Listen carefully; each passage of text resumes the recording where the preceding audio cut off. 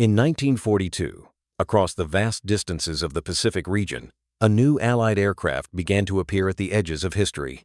On paper, it inspired little concern. Its specifications were modest, lacking dramatic speed or striking design. Compared to the legends already written in the skies, it seemed almost ordinary. Opposing planners felt confident. Their aviation philosophy, shaped by years of experience, was built on the belief that skill and agility would always decide outcomes. They had encountered similar machines before and believed familiar methods would remain effective. What they did not immediately recognize was that the challenge was not where tradition taught them to look. This aircraft was not designed to impress, but to endure. Its structure was resilient. Its range was extended. Its systems were layered with reliability. It was built to remain operational, return repeatedly, and continue its role day after day. Early encounters created uncertainty. Pilots found themselves facing a machine that absorbed strain without failing and continued operating steadily. Situations lasted longer. Resources required closer attention. Moments that once resolved quickly became tests of patience and stamina. This aircraft did not dominate through spectacle. It reshaped outcomes through consistency. Over time, each encounter favored the side that could continue longer and return again.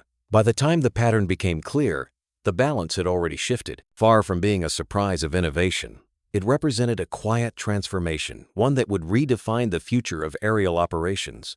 The first encounters unfolded without ceremony. Japanese pilots met the aircraft in clear skies and expected familiar outcomes: short engagements, clean victories, confirmed kills. Instead, they watched as rounds struck home, and the machine kept flying. Smoke trailed where fire should have followed. Control surfaces shuddered, then steadied. The enemy aircraft turned away, not falling, not burning, but retreating under its own power. In a war where seconds decided life and death, this hesitation mattered. At first, the explanation seemed obvious. Veteran pilots blamed execution rather than design. Perhaps the angle had been wrong. Perhaps the burst had been too short. In post-mission briefings, confidence remained intact. The doctrine had not failed. The pilot momentarily had.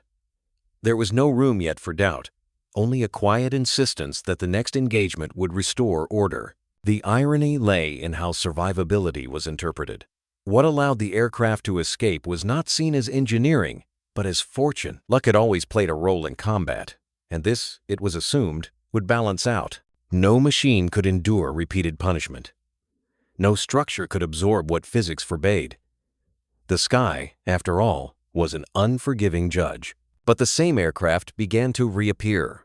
Crews recognized damage patterns that should have ended careers: holes through wings, engines coughing unevenly, fuel leaking into the slipstream. Yet the machine returned, again and again, patched and refueled, ready for another mission.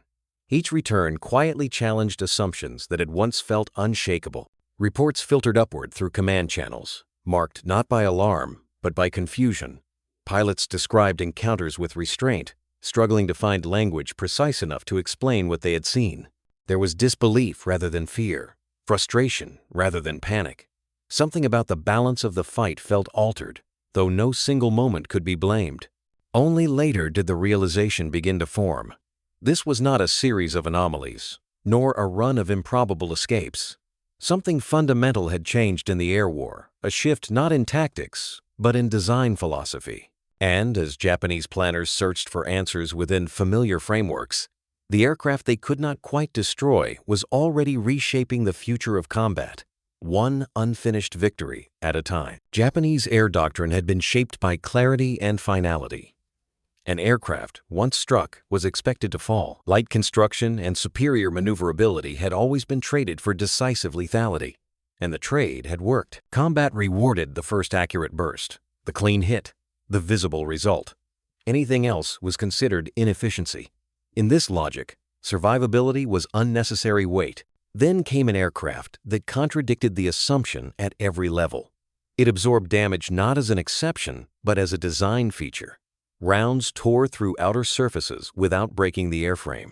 Critical systems were shielded, duplicated, protected by mass that Japanese engineers had once dismissed as excess. What should have been a terminal hit became a wound, and the aircraft continued on its course. The irony was quiet, but profound. Protection armor, plating around the cockpit, self-sealing fuel tanks, reinforced spars had been rejected in pre-war planning as a concession to fear. Speed and agility were virtues. Endurance was not. Yet here, protection proved decisive not by preventing hits, but by denying their finality. The aircraft did not need to avoid every bullet. It only needed to survive them. This forced a subtle struggle in the air. Japanese firepower, once trusted absolutely, began to lose its certainty. Pilots could no longer rely on visual confirmation alone. Engagements extended longer than planned. Ammunition ran out before results were clear. Each unanswered burst introduced doubt, and doubt, in aerial combat, was corrosive. The shift was not dramatic. No single battle announced the change. Instead, it revealed itself through accumulation, through missions where outcomes felt incomplete, through aircraft that should have been missing from the next day's roster but were not. The rules that had governed air combat for a decade were being rewritten without ceremony. By the time this realization settled in, the implications were already unfolding. An aircraft that refused to die forced its enemy to fight differently, think differently, and eventually lose differently. And as pilots adapted in the sky, planners on the ground faced a more troubling question. How do you defeat an enemy designed not for brilliance, but for survival? Before the war, Japanese air doctrine had been shaped by a single elegant belief. Victory belonged to the pilot who could outmaneuver his opponent and strike first. Aircraft were designed as extensions of human skill, light, responsive, and lethal when handled correctly. This philosophy had delivered stunning results in the opening campaigns of the Pacific. Against slower, less coordinated enemies, it appeared not only effective, but unassailable. The shock came when those assumptions met an aircraft that refused to play by the same rules. The Allied machine did not seek to outturn its opponent or win contests of finesse. It accepted contact. It absorbed punishment. Where doctrine expected decisive closure, it found endurance instead. The carefully balanced equation of speed, agility, and firepower no longer produced reliable outcomes. What made this collision especially cruel was its irony. Everything Japan had perfected, precision maneuvering, lightweight construction, aggressive engagement, suddenly mattered less. The skills pilots had spent years refining still existed, but their relevance was diminishing. An enemy that could afford to be hit disrupted the entire logic of aerial dominance. This forced a quiet struggle in the cockpit. Pilots had to rethink tactics in real time, often during combat itself. Longer firing passes were attempted. Engagement angles changed. Discipline replaced instinct. Yet each adaptation carried a cost. Extended encounters consumed fuel and ammunition. Breakaway moments multiplied. What once felt intuitive now required calculation. On the ground, the implications were no less troubling. Training programs, aircraft production, and operational planning had all been built around a philosophy that now showed cracks. Changing course mid-war was not simply difficult, it was structurally impossible. Factories could not retool quickly. New doctrines could not be taught overnight. The war allowed no pause for reflection. Gradually, the realization set in that philosophy itself had become a liability. What had once been an advantage, clarity of purpose, consistency of design, now imposed limits the enemy did not share. The Allied approach, less elegant but more forgiving, thrived under sustained pressure. It rewarded survival over perfection, return over victory. By the time Japanese commanders fully grasped the depth of the problem, the air war had already tilted. The skies no longer rewarded brilliance alone. They favored systems, endurance, and time. And somewhere beyond the horizon, newer Allied aircraft were already entering production, built on the same unforgiving logic that had rendered an entire doctrine obsolete. The shock was not dramatic, but cumulative. Armor plating surrounded the pilot where none had existed before.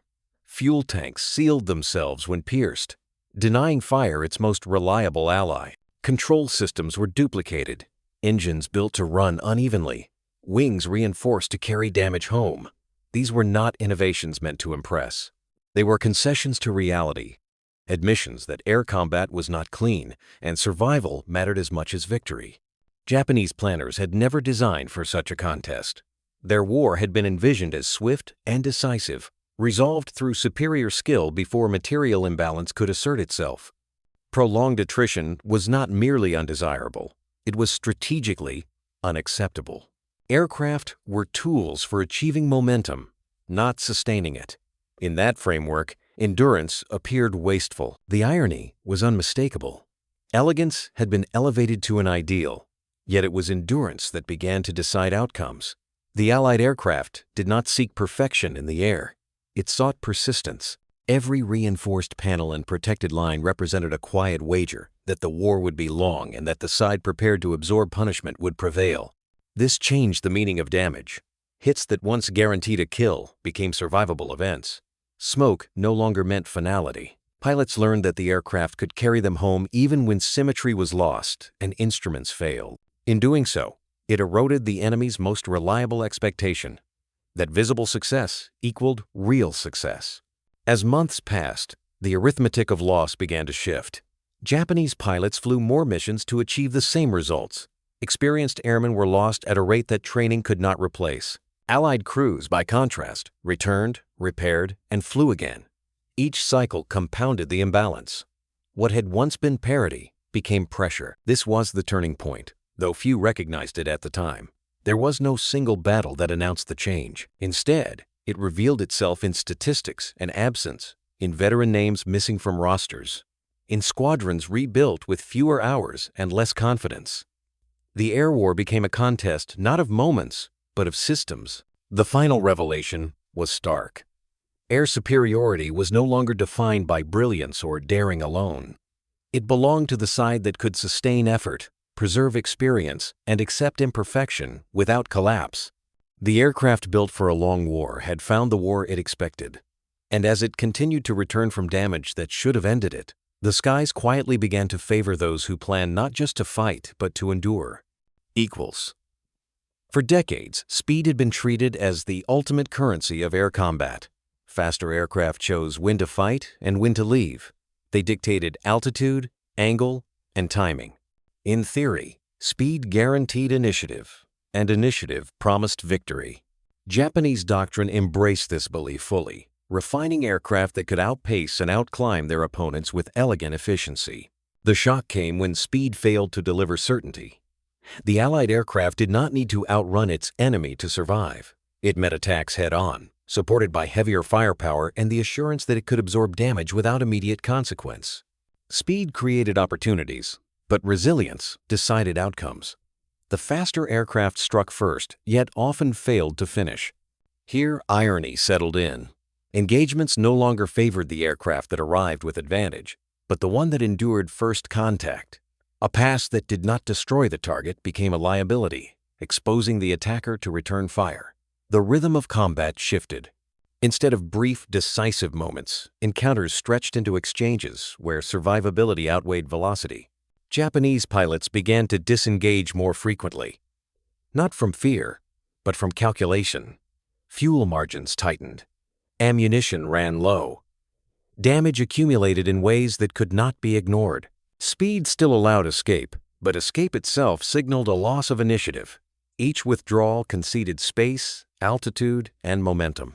This gradual retreat carried strategic weight. Initiative, once assumed, began to slip away. Allied pilots pressed attacks with growing confidence, knowing their aircraft would likely bring them home. Experience accumulated rather than vanished. Squadrons grew steadier, while their opponents faced constant depletion. The revelation was subtle, but decisive. Speed had not disappeared as a factor, it had been demoted. In a war shaped by endurance, speed mattered only when paired with finality. Without the ability to ensure destruction, velocity became temporary advantage rather than lasting control. By the time this truth was fully understood, the balance had shifted irreversibly. The skies now favored those who could remain, not just arrive. And as Japanese pilots relied increasingly on speed to disengage rather than dominate, the air war entered a new phase one, where initiative belonged to the side prepared to survive the first blow and deliver the last.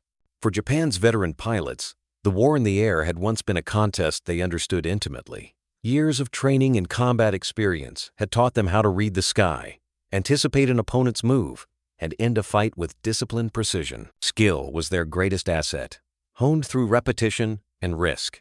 In the early months of the Pacific War, it had been enough. Now, it began to fail them. Losses mounted not through reckless errors, but through accumulation. Experienced airmen entered engagements with the same confidence they had always carried, only to find that clean execution no longer guaranteed survival. Bursts landed. Maneuvers succeeded. Yet the enemy aircraft remained airborne. Each mission demanded more effort for the same result, and each failure carried consequences that training alone could not erase. The irony was deeply unsettling. Experience had always compensated for material shortcomings. A better pilot could overcome a weaker machine. That assumption had shaped an entire generation of aviators. But no amount of finesse could change the physics of armor, redundancy, and structural strength. Design limits imposed ceilings that even the most gifted pilots could not break through. Pressure intensified in subtle ways. One mistake no longer decided the fight, because even perfect execution might not decide it either. Engagements extended beyond the point of advantage. Ammunition ran out before certainty arrived. Damage that once ended battles now merely complicated them. Each encounter demanded sustained exposure, and sustained exposure favored the aircraft built to endure it. For Japanese pilots, this meant flying with shrinking margins. Every hit taken mattered more. Every loss of an experienced airman was irreplaceable. Training programs could not reproduce years of combat instinct, and the gap widened with each passing month. Skill remained, but its protective value diminished. On the other side of the sky, something else was changing. Allied pilots, once cautious and reactive, began to fly differently. Confidence grew not from individual brilliance, but from trust in their machines. They pressed attacks knowing that survival did not depend on perfection. Mistakes could be absorbed, damage could be managed, experience accumulated rather than vanished. This shift altered the emotional balance of combat. Fear, once asymmetric, began to redistribute. Japanese pilots still fought with courage and discipline, but the certainty they once carried faded. The Allied pilots, by contrast, grew steadier. Each successful return reinforced the belief that the aircraft and the system behind it would not abandon them. The revelation was not announced in reports or communiques. It revealed itself in behavior, in who pressed the attack and who broke away, in who accepted prolonged engagement and who sought disengagement at the first sign of uncertainty. The balance of fear, so central to aerial combat, had quietly reversed. By the time this transformation was widely felt, it was already embedded.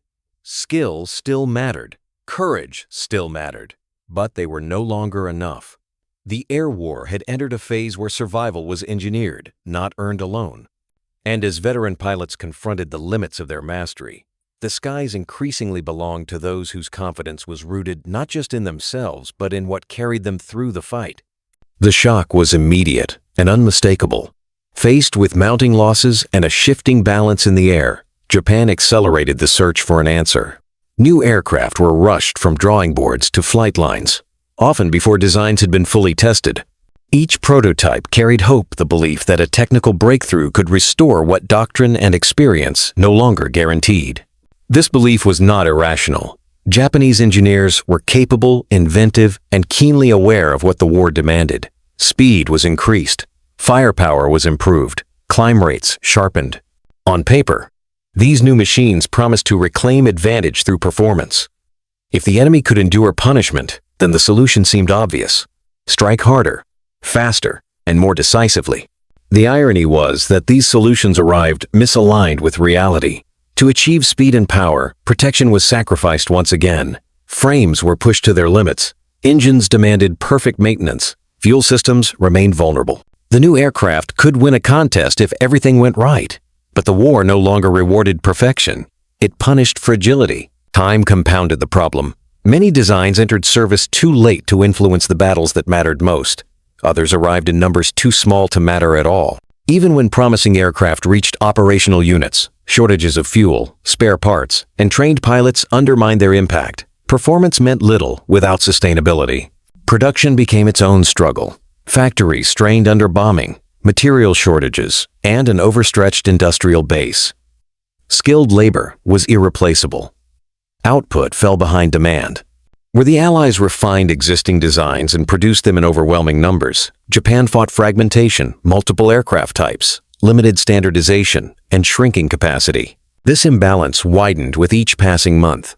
Allied improvements were incremental but relentless, backed by logistics that absorbed loss and scaled success. Japanese innovation, by contrast, arrived in bursts, brilliant but isolated. Each new aircraft promised reversal, but required conditions the war no longer allowed. The turning point was not a single failure, but the accumulation of them. No design could be fielded fast enough, in enough quantity, with enough support to reverse the trend. The gap became structural. Even victories in the air failed to alter the underlying trajectory. The final revelation was stark. Innovation alone was not enough. Without infrastructure, production depth, and logistical resilience, even the finest engineering faltered. The air war had become an industrial contest as much as a tactical one. And as Japan searched desperately for a machine that could restore dominance, the Allies were already preparing the next Phase 1 built, not on hope, but on inevitability. As the war progressed, Allied operations began to stretch outward across the Pacific, not in sudden leaps, but in deliberate, sustained advances. Long overwater patrols became routine.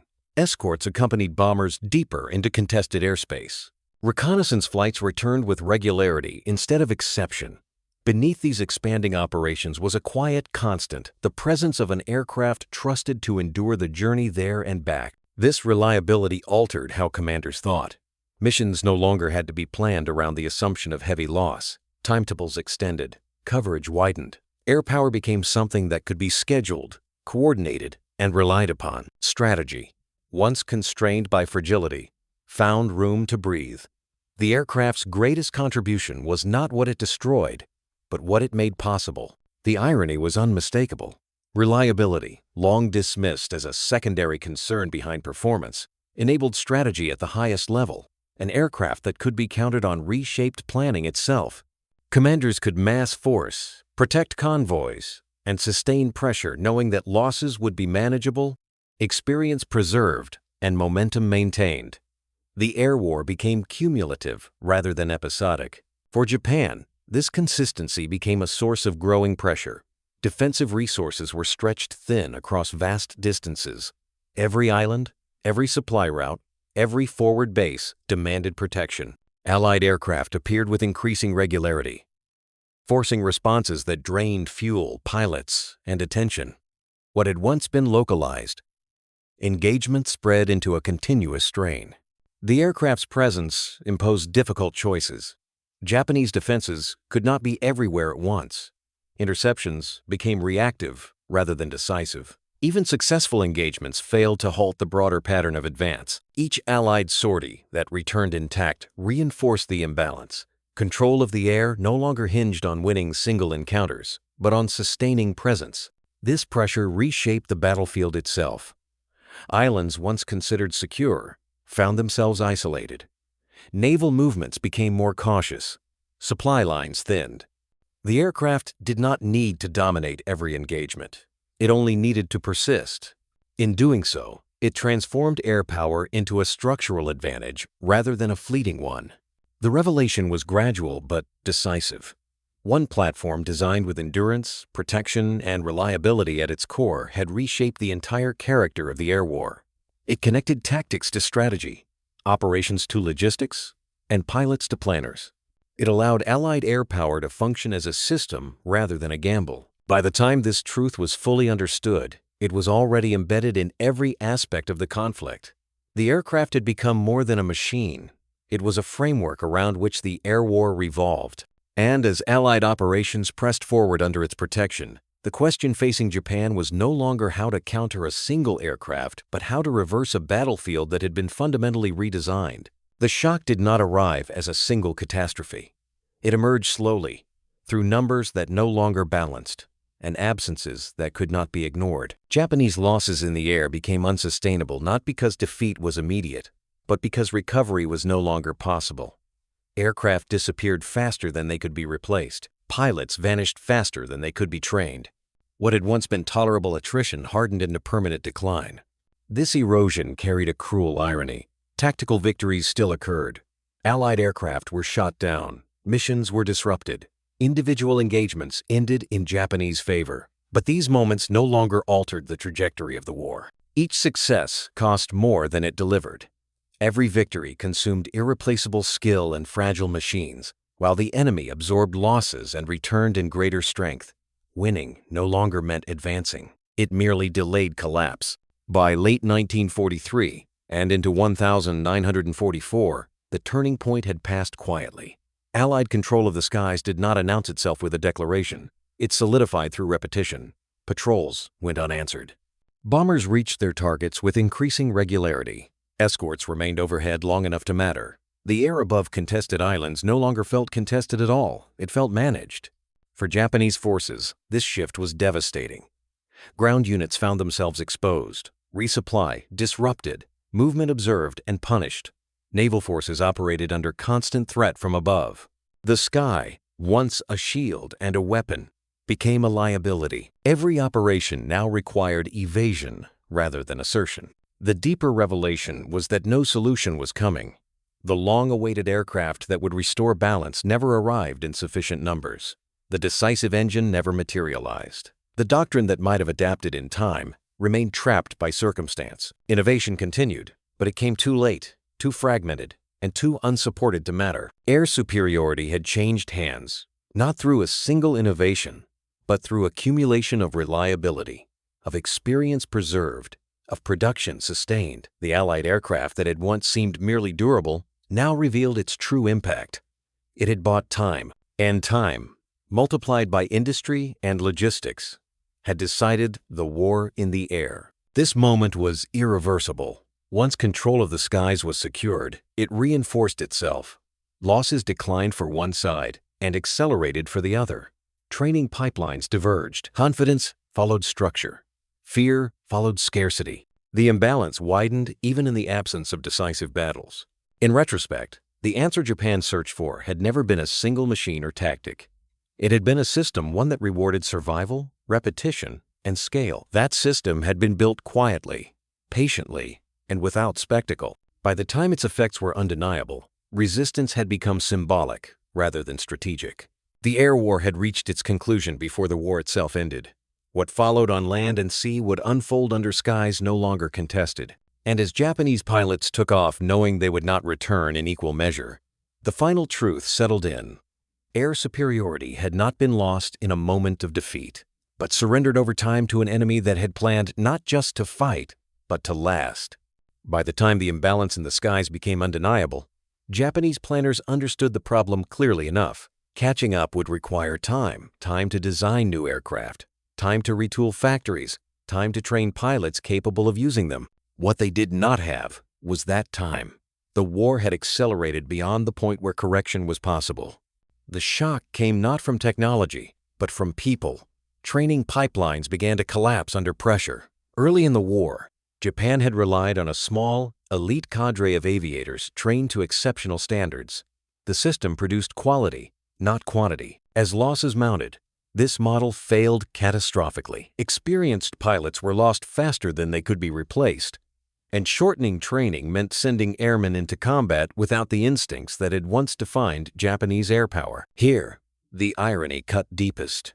Survivability, once dismissed as unnecessary, now preserved experience, but only on one side of the war. Allied pilots returned from missions damaged but alive, accumulating hours, judgment, and confidence. Japanese pilots, flying machines that demanded perfection, vanished after a single mistake or an unlucky hit.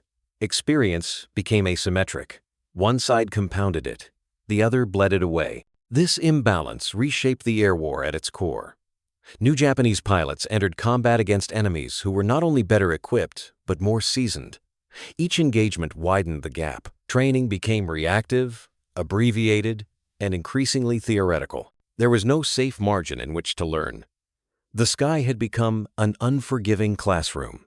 The turning point arrived quietly, as such moments often do. Air power tilted permanently, not because Japan stopped fighting, but because it could no longer regenerate strength. Losses ceased to be temporary. Squadrons rebuilt on paper, but not in substance. The continuity of skills so vital in air combat was broken beyond repair. Allied forces, by contrast, operated within a system designed for continuity. Aircraft survivability preserved pilots. Logistics preserved aircraft. Training programs expanded rather than contracted. Even losses fed improvement, informing tactics and refinements. The system learned because it endured. By 1944, the consequences were unmistakable. Japanese air units fought bravely, but increasingly as isolated elements rather than integrated force. Coordination suffered. Confidence eroded. Missions became sacrificial by necessity rather than choice. The air war no longer revolved around advantage, it revolved around inevitability. The final revelation was philosophical. War did not reward flashes of brilliance in isolation. It rewarded systems capable of absorbing error, preserving experience, and sustaining effort over time. Japan had entered the conflict with extraordinary skill and courage, but without the structural depth required for a prolonged contest of attrition. Once that truth asserted itself, there was no remedy. No aircraft, however advanced, could compensate for a broken pipeline of experience. No tactic could substitute for time already lost. The skies had chosen their master not through spectacle, but through survival. And as the war moved toward its final stages, Japan's inability to catch up was no longer a question of will or ingenuity. It was the unavoidable outcome of a conflict decided not by who fought best in a moment, but by who could keep fighting, learning, and returning.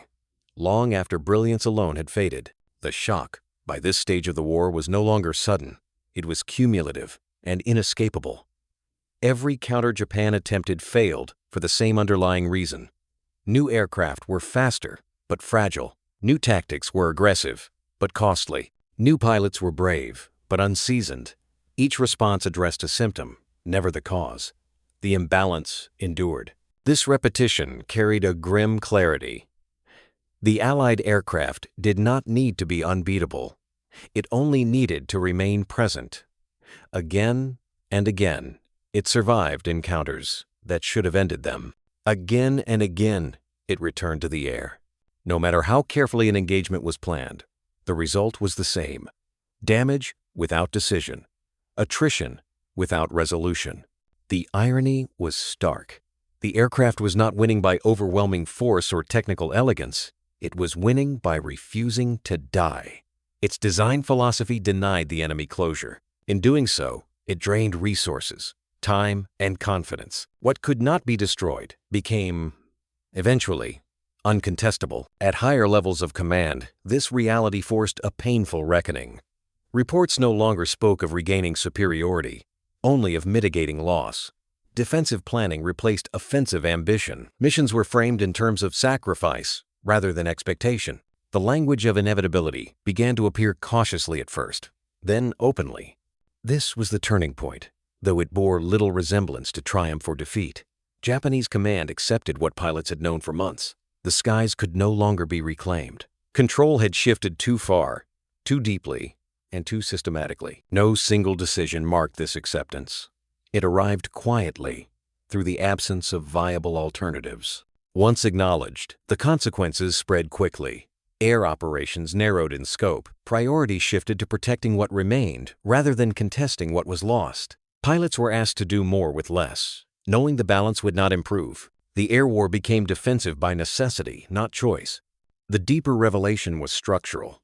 The problem was unsolvable because it was no longer tactical. It was industrial, logistical, and philosophical. The Allied approach, survivability, redundancy, scale, had reshaped the contest into one Japan was not built to win. Courage and ingenuity remained, but they were applied within a system that no longer supported them. By late in the war, Allied aircraft operated with near impunity over critical areas.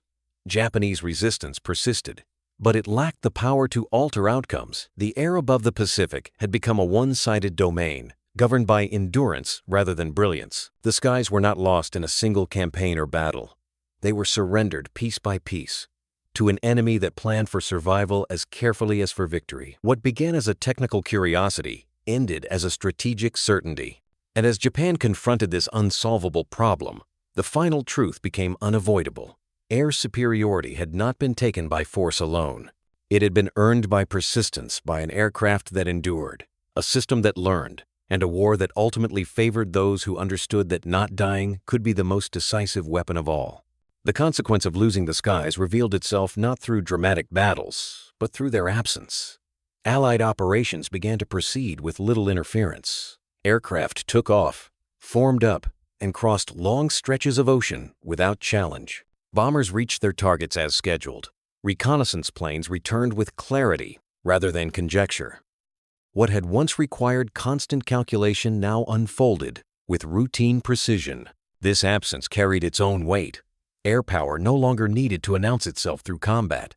Its effectiveness lay in the freedom it created. Ground commanders planned movements knowing they would not be observed, disrupted, or punished from above. Naval forces maneuvered under a protective umbrella that rarely needed to assert itself. The sky became infrastructure. Here, the irony was complete. Victory in the air was defined not by the presence of opposition, but by its disappearance. The most decisive sign of dominance was silence. Interceptors did not rise. Tracers did not climb. The enemy's inability to respond confirmed the outcome more clearly than any engagement ever could. This shift marked a deeper revelation. Control had replaced contest. The air war no longer revolved around who could win a fight, but around who could deny the fight entirely. Allied aircraft functioned as guarantors of movement, supply, and timing. They shaped the battlefield before ground forces ever arrived. For Japanese forces, the experience was one of compression. Every movement risked detection. Every supply run invited attack. Air power, once a means of projection, became something to be endured. Resistance persisted, but it was fragmented, reactive, and costly. Without the ability to contest the skies, even bravery lost its strategic meaning. The cumulative effect was relentless. Island garrisons were isolated long before they were assaulted. Naval units dispersed or hid by necessity. Industrial output suffered under constant threat. The war's tempo was dictated from above, enforced by aircraft that rarely needed to fire to achieve their purpose. By this stage, air superiority had matured into something quieter and more absolute. It did not require constant demonstration.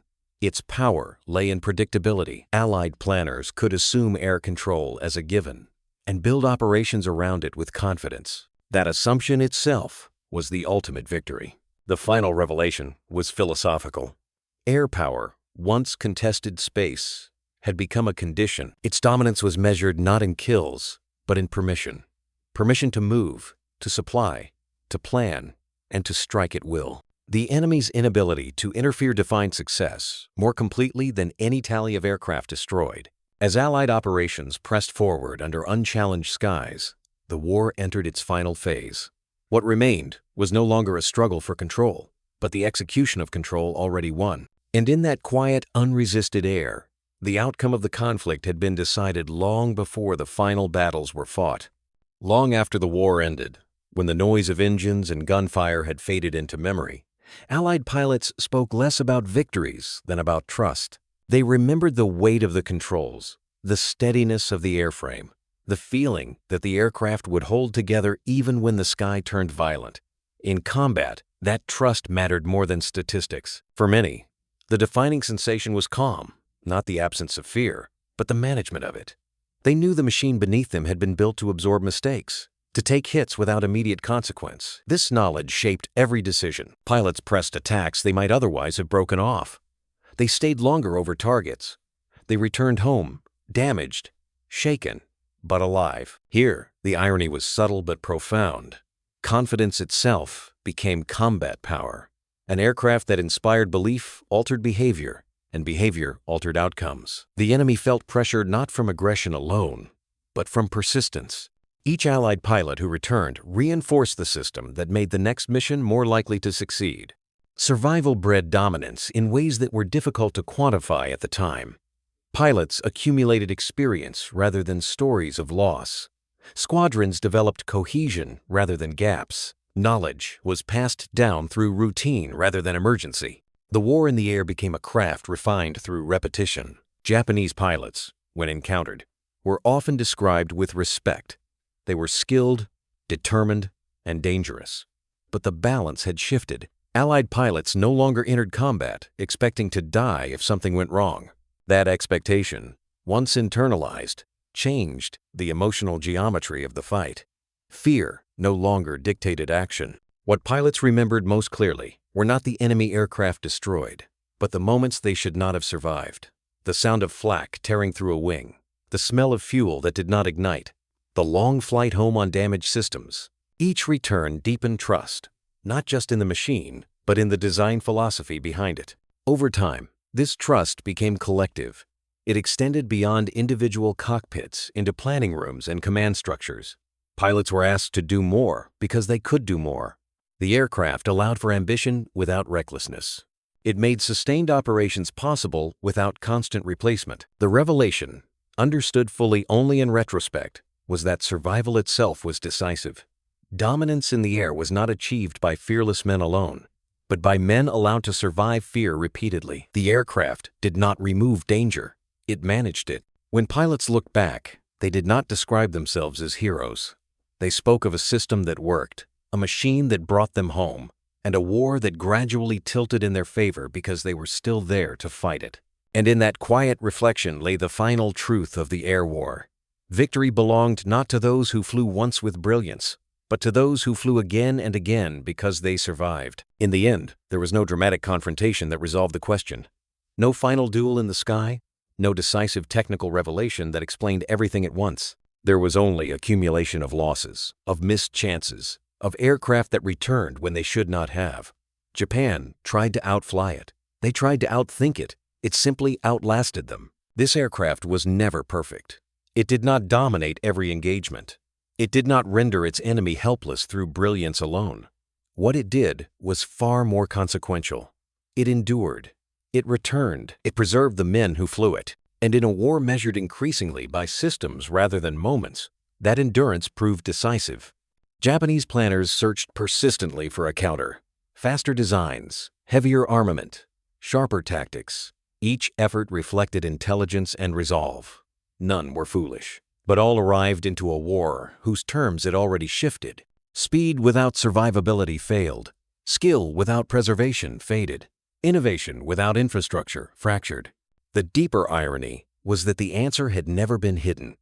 The Allied aircraft did not rely on secrets. Its philosophy was visible in every reinforced panel, every self-sealing tank, every redundant system. It was built on the assumption that war would be long, brutal, and unforgiving, and that survival was not weakness, but strategy. This lesson extended beyond the cockpit. The aircraft represented a way of thinking about modern war.